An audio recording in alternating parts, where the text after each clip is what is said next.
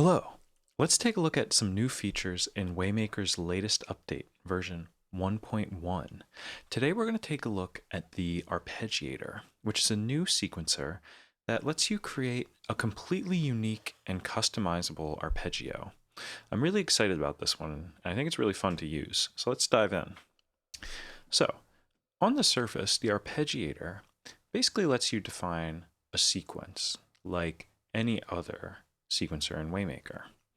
But instead of sequencing through notes, what we're going to do is we're going to be sequencing through the voices in a chord that you feed the arpeggiator. So if we just click here, and we're looking at the kind of the pop-up text for each of these stages, you can see that right here, this stage is set to the first note in the chord, also known as the lowest note in the chord. This one is going to be the second lowest note, the third lowest note, and then we're just wrapping back around. So if I play a chord into Waymaker,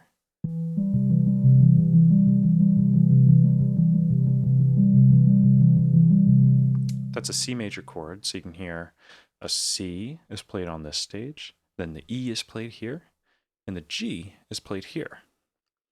Now, you might ask yourself, well, what happens if my chord doesn't have 3 notes? Or what happens if my chord has 4 notes? And what I really like about this arpeggiator is that it's basically going to dynamically adapt what it's playing based on whatever you feed it. So down here, we have this little option, which is labeled the chord overflow option. And by default, it's set to extend. And what that's going to do is we are going to extend our chord by octaves in order to play this arpeggio. So if I just play 2 notes,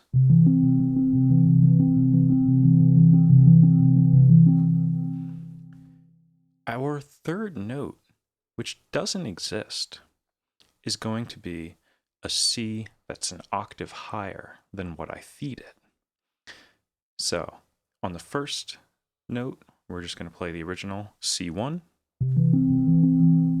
The second note is going to be the E1. But the third note, we're going to extend the chord, and we're going to play a C2, which you can hear. So let's hear the difference between playing a full triad and playing just the 2 notes. And so I think this is really nice because we can create a more complex arpeggio that's trying to access a 4th note, a 5th note, and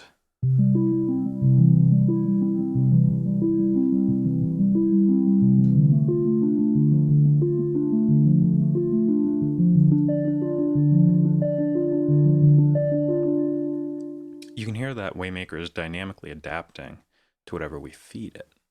And I think this is really cool because we're kind of designing the contours of this arpeggio. You're saying, I always want this note to be higher than this one. I always want to step back down here.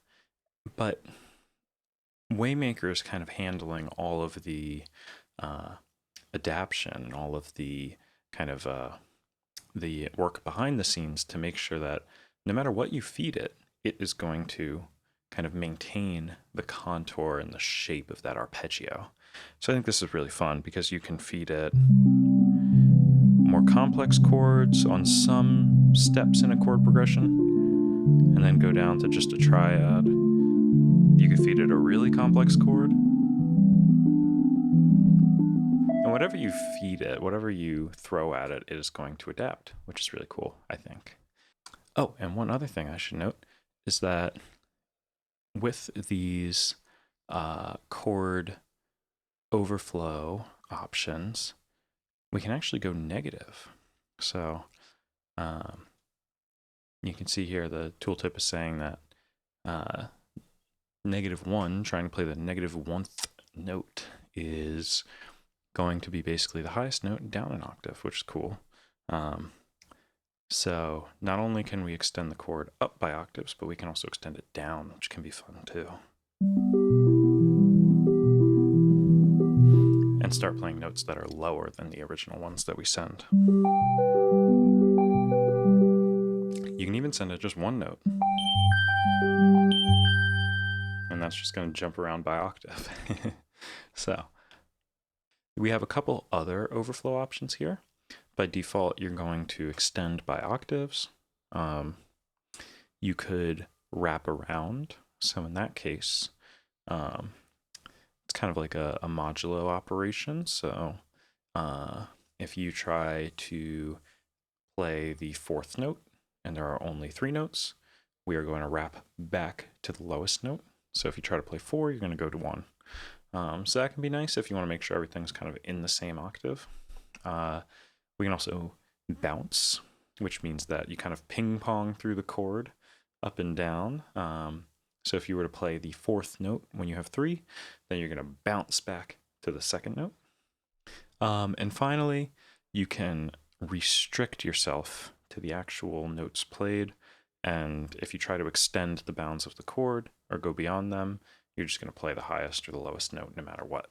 But I think this extend mode is kind of the most natural personally, so I really like using it. And I think it's just really fun to kind of walk through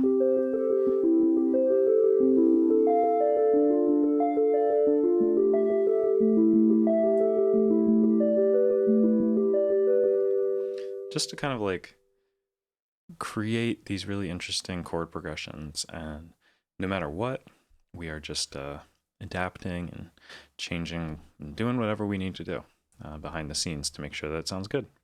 So there's a couple other options in Arpeggiator that I should note. Similar to most traditional arpeggiators, you'll see that I don't have Waymaker's transport running. You can just kind of start playing and it'll activate. We have a couple other options here. One is whether or not the arpeggiator is going to reset every time a new chord is received. So that can be nice if you are kind of doing what I'm doing right now, where you're just playing chords willy-nilly. You probably want to reset to the start of the sequence every time. There's also a hold mode where you can just play a note and let go. To stop that, you just hit stop. And that's kind of nice because you can, just send a chord to Waymaker and then walk away and do other things. Could be a fun performance tool to kind of update the chord every now and then. And finally, we have this option of whether or not we are going to use the original velocity of the notes played in the chord, or if you just want to streamline that, you can set this to output a consistent velocity. So you have that option as well. I should note also that the output of the arpeggiator is going to be quantized to whatever scale you have set. So just be aware of that. You might be confused if you try to play an E major, but you're still hearing an E minor. So just be aware that it's going to respect the scale. So hope you enjoy Waymaker's new arpeggiator. I think this one's really fun. I think it pairs well with a lot of the other sequencers inside of Waymaker as well. If you want to use, you can generate chords and then send that through the arpeggiator to construct an interesting sequence out of them. Or you can just play it live like I've been doing. So hope you enjoy the arpeggiator and hope you check out Waymaker version 1.1. All right, take care.